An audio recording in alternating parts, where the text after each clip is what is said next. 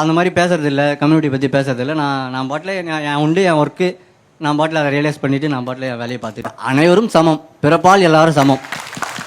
இவருடைய இந்த ஸ்பீச்சை பார்க்கும்போது மனசுக்கு அவ்வளோ சந்தோஷமாக இருக்குங்க.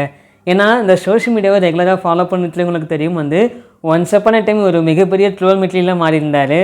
எனக்கு என் ஜாதி பெருமையை பேசும்போது மீசை முறுக்கணும்னு தோணும், நெஞ்சு நிமித்தி நடக்கணும்னு தோணும்.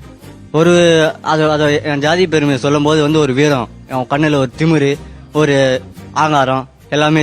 ஆக்சுவலாக நான் ஒரு ஆண்ட பரம்பரை, என்னோடய உடை நடையிலே தெரியும் நான் எந்த மாதிரியான ஒரு பரம்பரை சேர்ந்தவன்னு சொல்லிட்டு இந்த மாதிரி பேசிட்டு இருந்தவர் இன்றைக்கி அனைவரும் சமம்ன்ற புள்ளியில் நிற்கிறாருன்னா ஸோ எவ்வளோ பெரிய ரெவல்யூஷன் பாருங்களேன். இங்கேருந்து இங்கே வந்திருக்காரு. ஸோ இது ஒரு எக்ஸாம்பிள். தமிழ்நாடு ரெவல்யூஷன் நோக்கி போயிட்டுருக்கு. ஸோ இவரை மாதிரியே இந்த ஆண்ட பரம்பரை சாதிய பெருமைகள் பேசுகிறவங்க எல்லாருமே அனைவரும் சமம்ன்ற ஒரு புள்ளிக்கு வந்துட்டாங்க வைங்களேன். ஸோ இது ஒரு வேறு லெவல் ரெவல்யூஷனாக இருக்கும். ஸோ நம்ம அதை நோக்கி போயிட்டுருக்கோன்றதே மனசுக்கு ரொம்பவே சந்தோஷமாக இருக்குங்க.